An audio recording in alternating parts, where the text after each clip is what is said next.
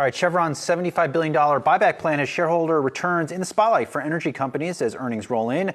But with Chevron posting disappointing fourth quarter results, what could this mean for other energy names? Here to discuss is Neal Dingmann, Truist Securities Managing Director for Energy Research.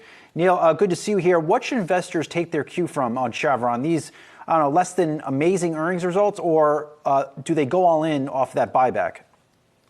Thanks for having me. I think it's both of what you said. I think number one, I think my companies are set up. I call them good this year. They're not going to be great. Shareholder return, I mean, even for Exxon, is going to, or for Chevron, is going to be nearly free cash flow is going to be about $30 billion. That's versus about 37 last year. So look, it's still stellar free cash flow. Is it going to be the record we saw last year? Absolutely not.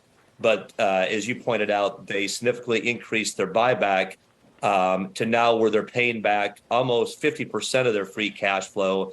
You know, this is still trails. You look at some of the large independents, like an EOG that pays back 60%, a Diamondback that pays back 75%. So, you know, what Chevron and even Exxon will likely do is when it comes to shareholder return, putting themselves more in line from a payback standpoint. After 2022 and the performance that they did see, how are large energy companies really laying out their financial priorities, and how might the stock react off of that as well? Yes, number one, it's interesting. Prices can go up $10 or $20. Prices can go down these days $10 or $20, and the priorities remain the same. It's number one, protect that balance sheet, and of course, it's stellar for Chevron and Exxon. Number two, continue to have at least stable growth. They have that. And then number three, look at the shareholder return.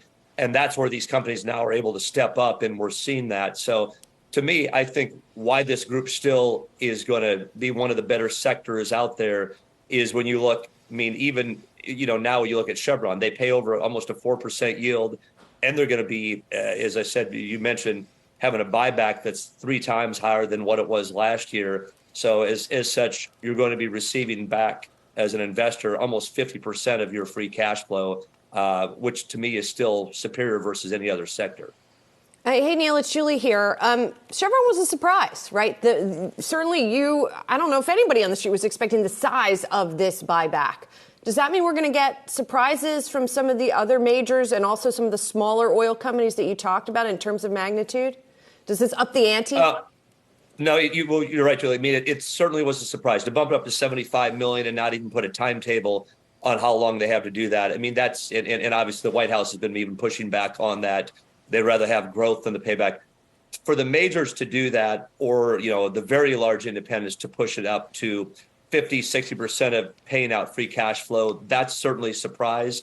What has happened is that, you know, a year or so ago, you've had the likes of Devon, Pioneer, Diamondback, you name it, that are now have announced that they're going to pay back 75% of their free cash flow. So the precedent has been set with the large independents, and the majors have just been kind of holding out, and now they're starting to play a little bit of catch up when it comes to in terms of shareholder return.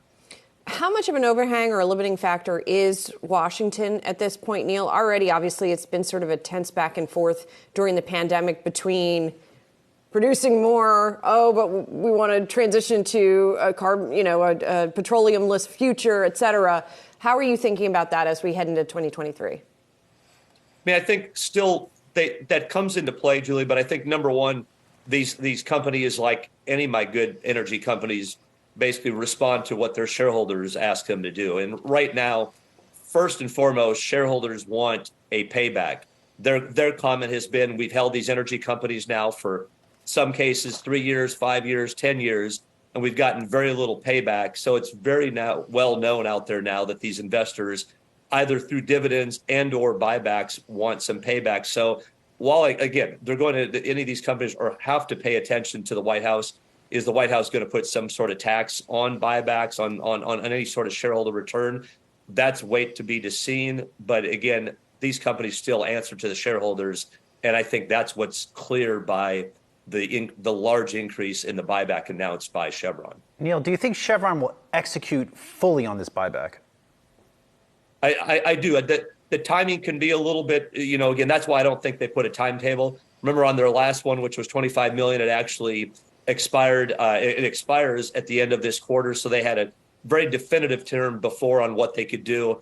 But again, what they've kind of announced is, look, we're going to pay you back about 50% of our free cash flow. So, again, remember, this is a company that doesn't hedge.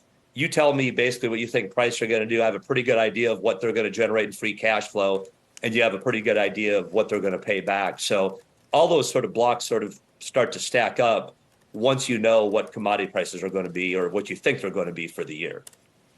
Neal, good to catch up with you. Neal Dingmann, Truist Securities Managing Director of Energy. Thanks again. Thanks, Elizabeth.